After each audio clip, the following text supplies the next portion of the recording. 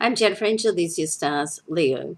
Now, right there in your solar sixth house this week, where there's a full moon. So, this month's full moon is on the 23rd and it's in the sign of Capricorn, which is your solar sixth house. Now, this is all to do with your very much your work position of your chart. Also, it takes in your overall health and well-being as well. Now, what can sometimes happen here, particularly with the full moon, is it can just like get you a little bit unsettled and cause you to not be as organized as you would like, and you then get distracted and start going off in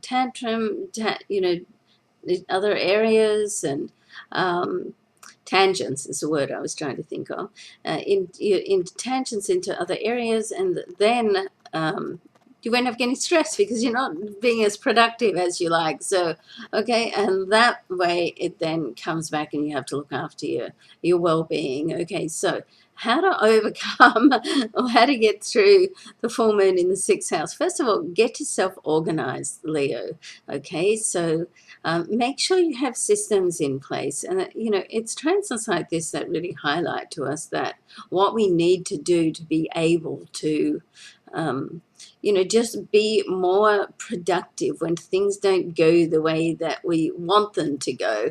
Now, this is right at the end of the week on the 23rd. And what's happening is that it's coming up to next week's retrograde Mercury.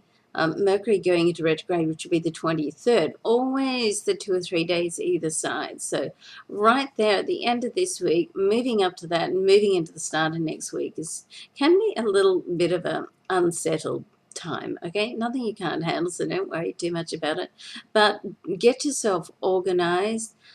Good to get systems in place. You always need to stay a little bit flexible with moon energy, so you're not so locked down that it's almost impossible to make a change. So keep that in mind too. The other thing that's happening this week, or thing transit, is Mars, which is a impulsive energy to start with. I mean, Mars energy is fabulous. It's very productive. It's action oriented. You can, just call to action. But if you don't work with the Mars energy well, then that also can scatter your energy. So, Mars can have you being productive, or it can have you just running around in circles, busy and not achieving anything.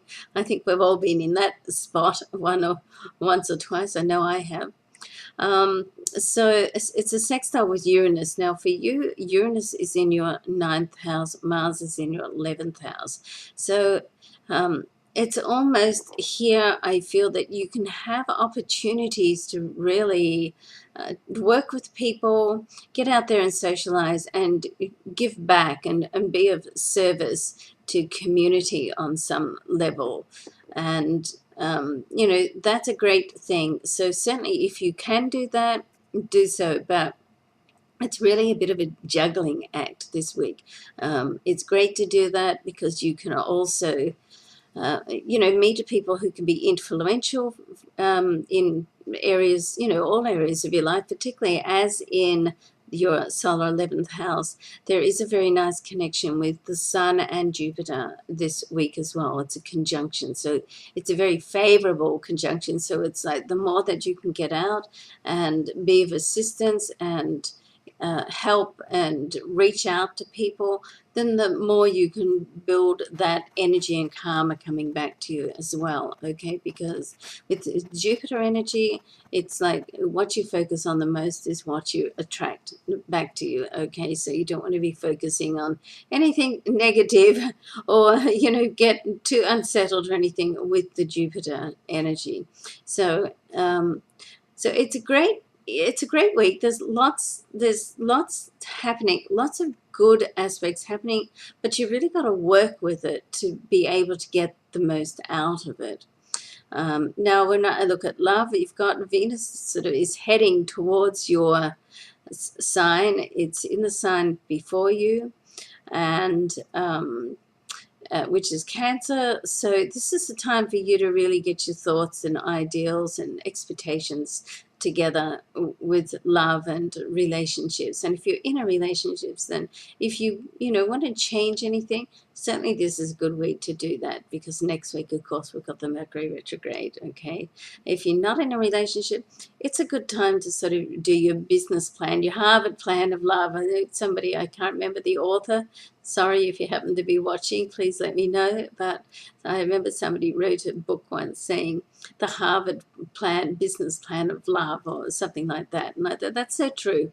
You know, no matter what area of life where, you know, we want to change or improve, then, you know, we really got to make a plan. And if you don't make a plan, then really you're just sort of spinning and not you know moving anywhere. So you're in charge of your life, Leo. So a plan is always a good thing to have. Okay, love and luck to you. Thanks for watching. I'm Jennifer Angel.